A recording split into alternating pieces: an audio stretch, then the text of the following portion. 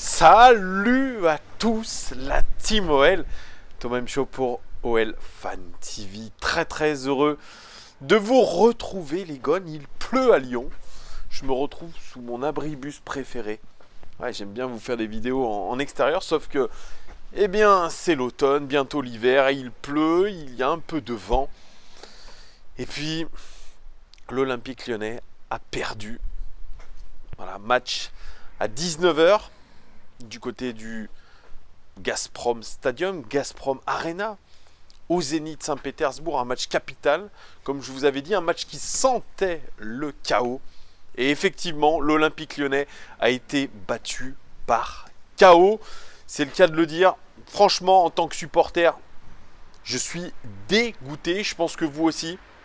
On a assisté à une rencontre finalement classique de l'Olympique Lyonnais de ces dernières saisons.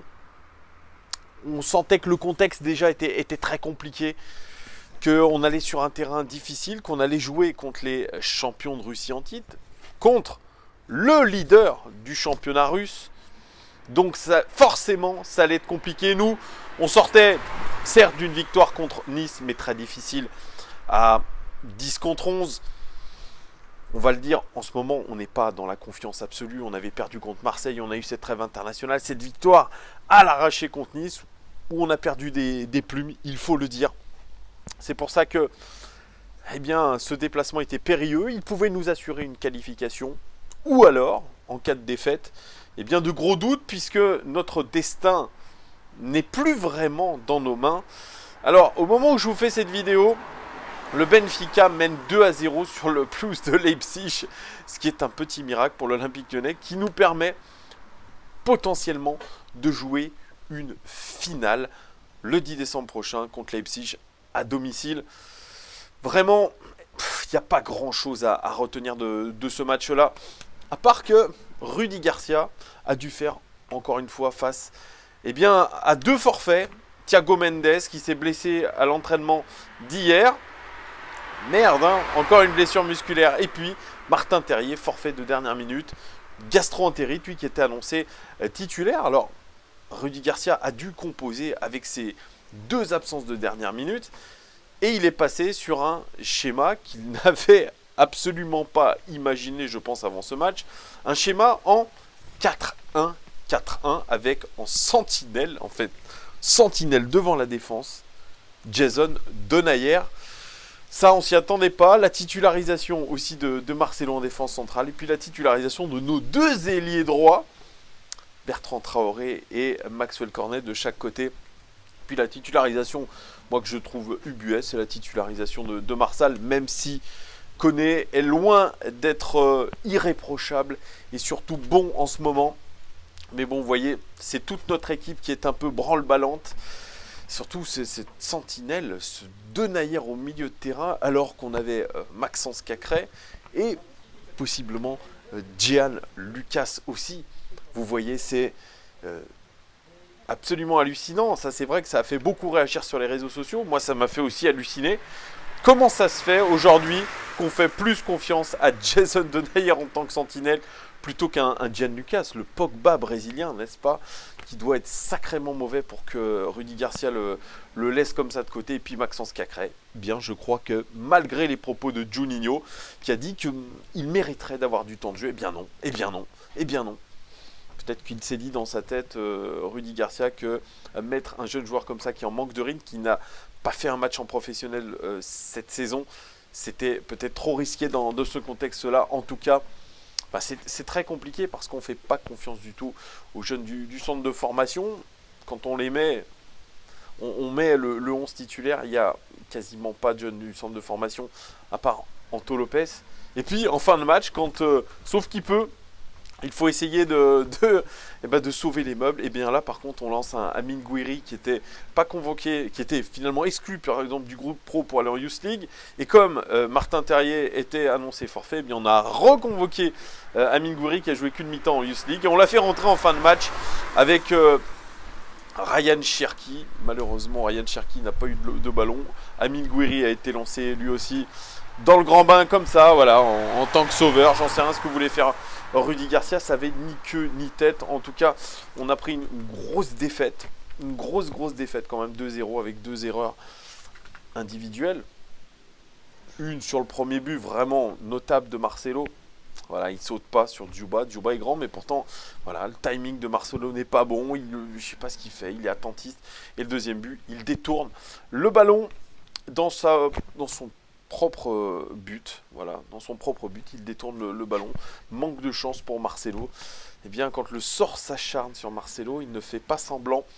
Voilà, mais on ne peut pas résumer tout ça qu'à ces 2 faits de match. On a tenté, surtout en deuxième mi-temps, de jouer beaucoup plus haut sur le terrain, d'essayer de se créer des occasions, mais ça n'a pas été fantastique. Franchement, on a joué beaucoup trop latéral, on a été beaucoup trop imprécis. Et ça, c'est une constante à l'Olympique Lyonnais, cette imprécision et surtout ce manque de qualité technique. Hein. Faut pas se mentir, hein. Je vous en parlerai ensuite dans les statistiques générales du match. On a énormément centré pour très peu de réussite. Je parle notamment de Léo Dubois. Pareil, Léo Dubois, il centre je ne sais combien de fois et il n'y en a pas vraiment un qui arrive sur une tête. Peut-être à un moment donné, si, sur la tête de Dembélé, mais alors c'est tout. Le reste, énormément de déchets. Bref, les gommes, je vous ai dit, une stratégie en 4-1-4-1, privilégiée par Rudy Garcia. Finalement, sur les positions moyennes des joueurs dans ce match, c'était plutôt un 2-4-2-2. Au niveau stade général, 11 tirs côté Zénith, 15 tirs côté Olympique Lyonnais, quand même, 4 cadrés seulement pour le Zénith, 5 cadrés seulement pour les Lyonnais. Et une statistique qui est quand même plutôt intéressante, beaucoup mieux en tout cas que lors du match contre Nice. 80 passes réussies dans le dernier tiers pour le Zénith, 115 passes réussies dans le dernier tiers pour nos Lyonnais. Sur ces 115 passes réussies dans le dernier tiers, eh bien, on n'a pas eu vraiment d'efficacité. C'est un peu le problème. On a essayé de jouer plus haut. Alors ça, c'était aussi une remarque à la fin du match de Rudy Garcia. Il dit qu'on n'a pas joué assez haut, on n'a pas réussi à se procurer de vraies occasions, qu'on a trop reculé. En deuxième mi-temps, c'est un peu faux. Vous voyez, ces passes réussies dans le dernier tiers, nos Lyonnais ont quand même dominé territorialement parlant, puisque on a 53% de possession dans le camp adverse, alors que le Zénith a 47% de possession dans notre camp. Donc on a dominé, mais on a manqué d'efficacité. On n'a pas été assez tranchant dans ce dernier tiers. Et c'est un petit peu le problème global de l'Olympique Lyonnais, déjà depuis de nombreuses rencontres. Voilà, je vous disais, on a réussi quand même 38 dribbles, c'est quand même plutôt pas mal. 11 dribbles seulement de réussi pour les Russes. Pas mal, 38 dribbles réussis, mais on n'a pas su, eh bien, garder cet avantage du dribble pour en créer des occasions. C'est un peu dommage. 19 centres côté Zénith, 36 centres côté Olympique Lyonnais. Pour rien, pour que dalle, beaucoup d'imprécisions. Ça encore, c'est incroyable de se dire, ben, notre stratégie, c'est de passer par les côtés, centrer, en se disant que le seul Moussa Dembélé dans la surface de réparation va placer sa tête. Malheureusement pour nous, encore une fois, dans les gros matchs, là, dans les matchs décisifs, Moussa Dembélé a beaucoup de mal à cadrer ses occasions déjà. C'était compliqué pour lui. 43 tacles réussis côté Zénith, 21 tacles réussis côté lyonnais. Au niveau des passes réussies dans la surface de réparation, 4 passes réussies dans la surface sur 17 pour le Zénith, 9 passes réussies sur 19 dans la surface de réparation. Pour l'Olympique Lyonnais, c'est faible, c'est ce que je vous disais, ce manque d'efficacité et ce manque d'occasion, il s'est reflété par les expected goals, 0,51 buts attendus pour l'Olympique Lyonnais. C'est très faible, les gones, 0,51. La qualité de nos occasions était quasi nulle, 0,17 expected goals à la mi-temps pour l'OL. Ça, c'est le véritable problème de l'Olympique Lyonnais, cette incapacité à créer des vraies occasions de but. D'ailleurs, sur l'application StatZone que j'ai, eh bien, une grosse occasion pour le Zénith Saint-Pétersbourg, 0 grosse occasion pour l'Olympique Lyonnais. Ça veut tout dire au niveau des statistiques individuelles, les gones. Anto Lopez, il fait un match correct, il ne peut rien faire sur les 2 buts. Il s'oppose bien à une frappe de Azmoun dans les premières minutes. Il est assez serein. Sur ses relances, je l'ai trouvé quand même un petit peu imprécis encore.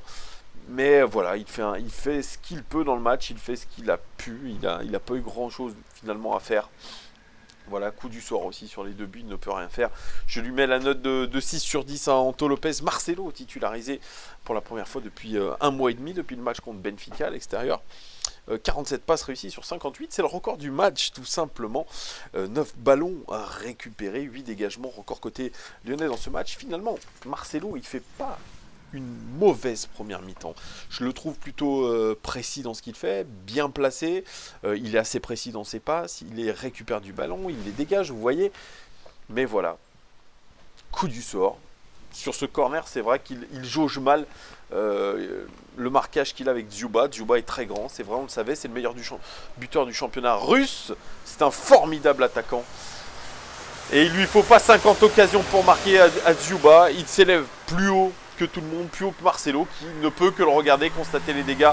Et c'est là où ça devient un petit peu plus compliqué pour Marcelo, qui malheureusement détourne aussi la frappe russe dans son propre but et qui trompe Anto Lopez.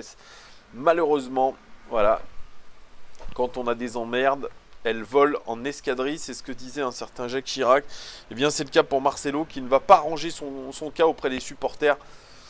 Voilà, coup du sort, lui qu'on annonce du côté du Beşiktaş cet hiver, eh bien ça ne s'arrange pas pour lui. Andersen, 44 passes réussies sur 50, 9 ballons récupérés, 6 dégagements. Des statistiques proches de celles de Marcelo. Andersen, moi que j'ai trouvé un poil fatigué, hein, pas assez tranchant, notamment dans les courses. En retard, il a pris un carton jaune, je crois, en première mi-temps. Voilà, manque de tranchant, manque de caractère, une nouvelle fois pour Andersen, que j'ai pas vu comme un patron de la défense non plus. Voilà, il subit beaucoup les choses, Andersen. Hein.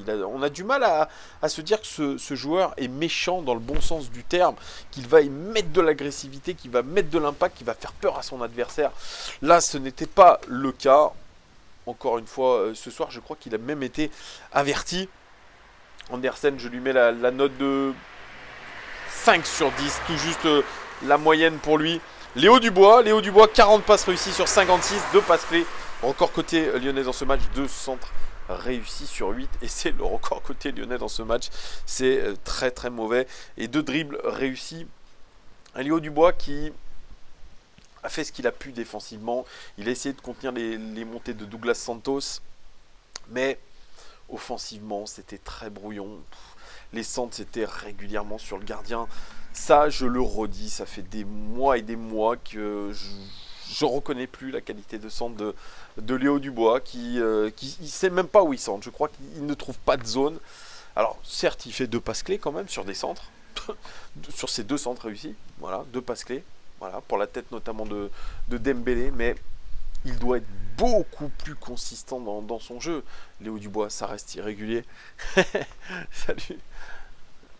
Voilà, un cycliste qui me dit bonsoir, c'est cool aussi. Et ça fait plaisir à la Croix-Rousse.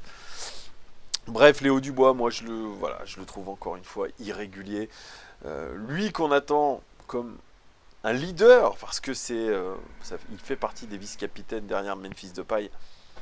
Mais franchement, je suis désolé, mais moi j'ai du mal à trouver de la personnalité aussi chez Léo Dubois. Ça reste faiblard, et surtout, quand on pense que c'est un international français quand même qui a sa chance, c'était le récent titulaire contre l'Albanie de l'équipe de France. Ce n'est pas n'importe qui, Léo Dubois. Il a quand même un statut aujourd'hui d'international, d'une sacrée alternative à Benjamin Pavard à droite. Donc c'est pour ça qu'aujourd'hui, le niveau qu'il montre en Ligue des Champions, sur des matchs décisifs, eh bien, pour moi, il n'est pas au niveau international. Voilà, c'est dit pour Léo Dubois, que je note à 4 sur 10, parce que cette qualité de centre m'exaspère, parce que franchement, s'il était un peu meilleur dans cette qualité de centre, eh bien, il créerait beaucoup plus d'occasions, il créerait beaucoup plus de panique, surtout dans la défense adverse. Ce n'est pas le cas.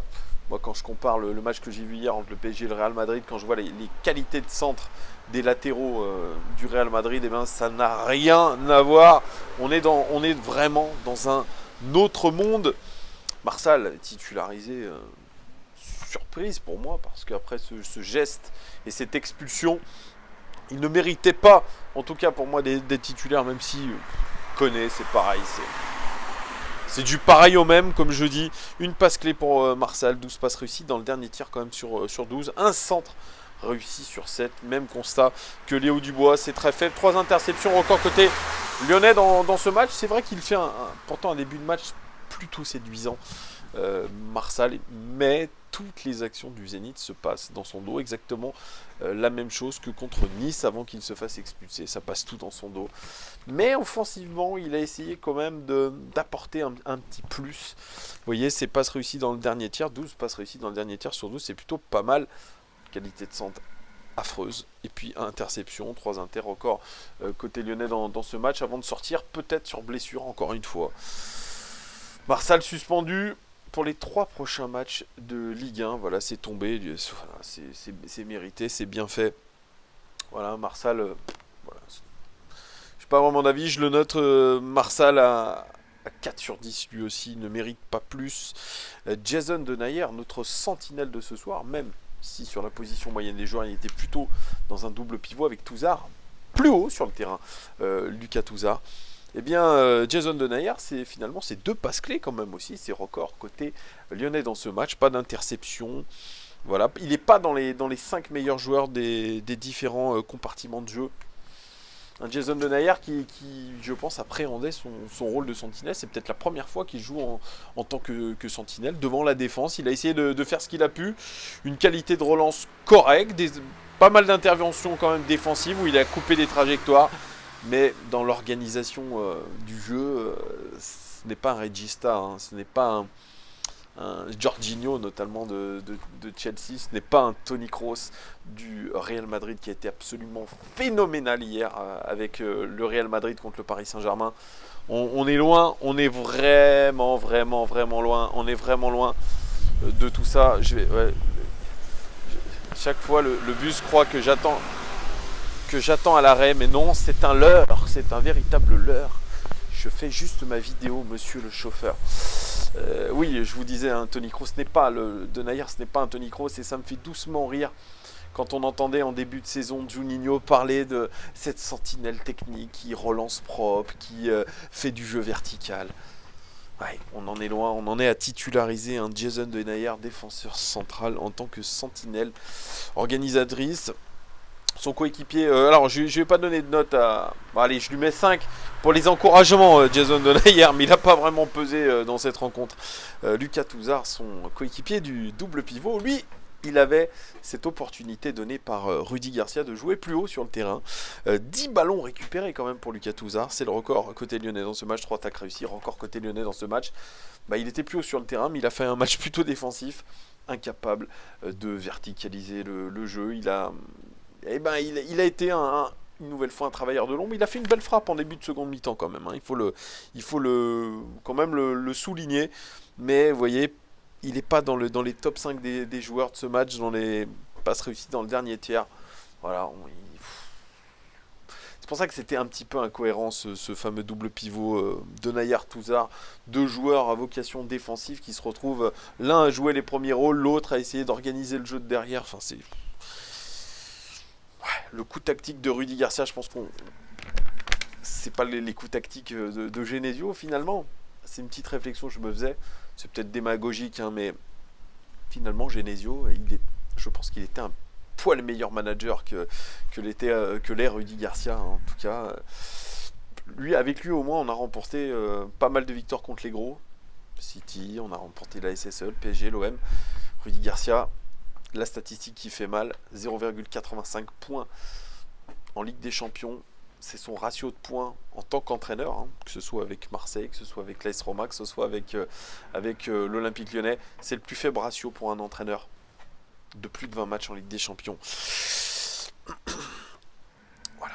Bon, je ne vais même pas la commenter, je crois que ça parle elle parle d'elle-même, cette statistique. Donc Lucas Touzard, allez, je lui mets la moyenne lui aussi, parce que quand même il a fait son job défensif, c'est déjà pas mal. 5 sur 10. Jeffrey Adélaïde, enfin, il a disputé 90 minutes. 44 passes réussies sur 50. 25 passes réussies dans le dernier tiers sur 28. Record du match, tout simplement, 7 dribbles réussis. Record du match aussi. Effectivement, c'est le meilleur lyonnais sur la pelouse ce soir. On n'en attendait pas moins. C'est vrai que ce joueur, il est très très intéressant parce que techniquement, il est très à l'aise, il est élégant et puis il crée toujours quelque chose. Il sort toujours quelque chose de ses pieds. Il était un petit peu l'organisateur et puis ses statistiques, elles parlent pour lui. Vraiment, il a créé du danger. Il aurait mérité mieux, je pense, Jeffrey Nedeleit, qui était un petit peu un électron libre hein, sur le front de l'attaque, sur l'organisation, il passait à gauche, à droite, au centre. Et il était d'ailleurs sur la position moyenne des joueurs. Il était plutôt ailier gauche sur ce match-là. Voilà, Jeffrey Nedeleit qui a fait le job, qui aurait mérité mieux, qui a fait au moins ses 90 minutes. De temps en temps, j'aurais bien aimé qu'il verticalise un peu plus, il en a les capacités. Il aurait pu aussi se créer un peu plus d'occasions, mais je crois que c'était déjà pas mal. Il organisait le jeu, il l'a fait plutôt d'une bonne manière. Voilà, c'est très très encourageant pour Jeffrey Nedeleit, qui aujourd'hui reste, je pense, notre meilleur atout offensif en l'absence de Memphis Depay et Houssem Aouar. Je lui mets la note de 7 sur 10 à Jeffrey Nedeleit. On passe à Maxwell Cornet. Bon, il n'y a pas de statistiques dans les 5 meilleurs joueurs du match par compartiment. Voilà, vraiment, j'en ai pas. Hein, voilà. Il a traversé ce match tel un fantôme. Maxwell Cornet, lui qui dit qu'il s'est réconcilié avec le public lyonnais. Eh bien, sa prestation de ce soir, je pense, ne lui apportera pas plus de crédit qu'il n'en avait auparavant. Un match absolument catastrophique. 2 sur 10 pour Maxwell Cornet. Bertrand Traoré. 11 passes réussies dans le dernier tir sur 16, qui est plutôt bien. 2 centres réussis sur 8, c'est très faible aussi. C'est le record côté lyonnais dans ce match. Et comme Dubois, hein, c'est les mêmes statistiques. 5 dribbles réussis. C'est un match plutôt correct pour Bertrand Traoré, avec plus d'envie que d'habitude. Lui qui a été cartonné complètement par Raymond Domenech. Domenech qui a parlé de lui comme d'un touriste. Voilà, on essaye un petit peu aujourd'hui de caresser Traoré dans le sens du poil, en le faisant jouer régulièrement, en lui montrant qu'il a beaucoup de qualité, qu'il est capable d'être décisif pour nous, etc. On essaye de lui redonner confiance. Et ce que je dois dire, c'est que il est loin d'avoir été le plus mauvais, comme je vous ai dit. Si je fais le parallèle avec Maxwell Cornet, c'est le jour et la nuit quand même sur son côté. Il a permuté, hein, ils ont permuté, Cornet et Traoré, ils ont permuté pas mal. Et je dois dire quand même qu'il s'est créé quand même pas mal d'opportunités. Il a été, je trouve, correct défensivement aussi. Il a montré de l'envie. Malheureusement, ça n'a pas marché. C'est l'attaquant de Ligue 1 qui tire le plus au but et qui n'a pas marqué. Voilà, c'était aussi la statistique. Ça aussi, c'est assez lunaire. Bref, si on se base uniquement sur le talent de Bertrand Traoré, on est en droit aujourd'hui d'espérer beaucoup plus de ce joueur-là. Mais bon, il est dans une phase où il est dans la transition. Il essaye de retrouver un petit peu cette confiance, cette qualité technique qu'il avait probablement perdue. Bref, il y a un peu de mieux pour Bertrand Traoré. Je lui mets la note de 6 sur 10. On passe à Moussa Dembélé. Moussa Dembélé, c'est encore une fois une énigme. Meilleur buteur du championnat de France. Un talent certain, un certain talent.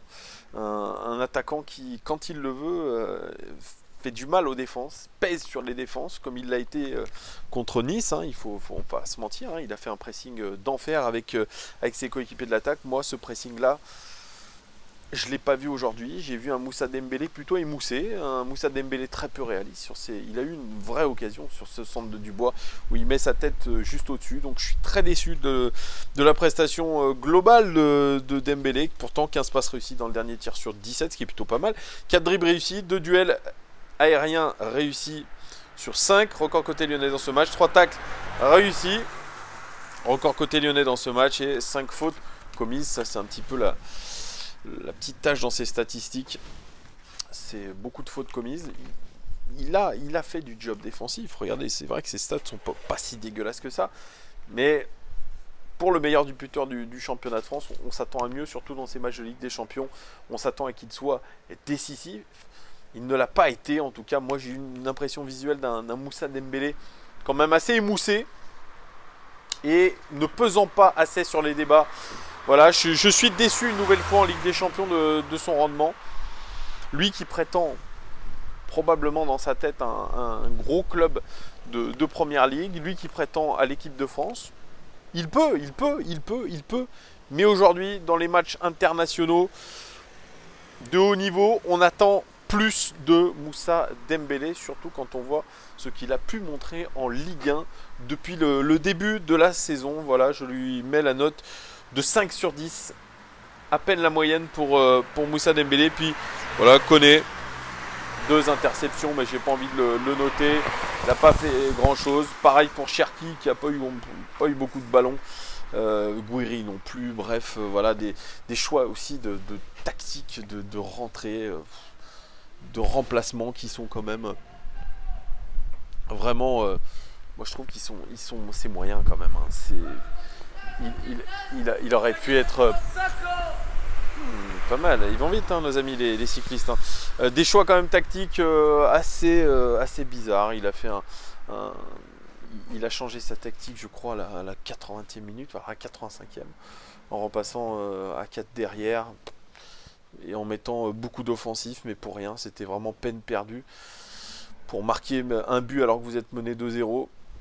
Voilà, moi je trouve qu'il y a beaucoup d'incohérences. Rudy Garcia qui va peut-être clamer le fait qu'il manquait des éléments importants, Memphis, Aouar, peut-être l'arbitrage aussi, mais aujourd'hui il faut arrêter de se cacher derrière tout ça. Il a fait un choix tactique de se passer de joueurs de purs sentinelles, ou du moins apparentés sentinelles que sont Cacré et Gianlucas, en tout cas plus sentinelles que Denayer, hein, qui est un défenseur central de métier. Je veux bien croire qu'il voulait faire de Denayer le nouveau Marquinhos, hein, parce que Marquinhos, vous le savez, au Paris Saint-Germain, joue régulièrement dans un double pivot avec Marco Verratti, ou même en sentinelle de temps en temps. Mais le coup tactique est raté. Voilà, donc aujourd'hui, il peut dire que l'équipe n'a pas assez pressé haut, qu'on aurait dû se créer plus d'occasions. Force est de constater que son message n'est pas passé, qu'il n'a pas réussi à transmettre ça à ses joueurs. Il faudra bien analyser tout ça. Là, je vous fais une analyse à chaud, mais il pourra y avoir une autre réflexion. D'ailleurs, n'hésitez pas les gones, dites-moi vous en commentaire ce que vous avez pensé de ce match. Dites-moi si vous êtes d'accord avec moi, avec mes notes. Dites-moi si j'ai oublié des choses, si vous avez noté des choses intéressantes. Qu'est-ce qui ne va pas à l'OL? En tout cas, si la Benfica remporte son match, c'est un moindre mal pour nous, mais si ce n'est pas le cas, je pense qu'on peut aussi aujourd'hui se poser de lourdes questions. On est quand même dans la grande difficulté cette saison, hein. On n'arrive vraiment pas à enchaîner les matchs. On est, je trouve, très moyen dans le jeu. L'identité de jeu est très complexe à voir. Il y a surtout des choix de joueurs qui sont de temps en temps incompréhensibles. Pourquoi on veut se passer de ces joueurs du centre de formation alors que par le passé on se basait beaucoup sur ces jeunes-là? Qu'est-ce qui se passe avec ces jeunes?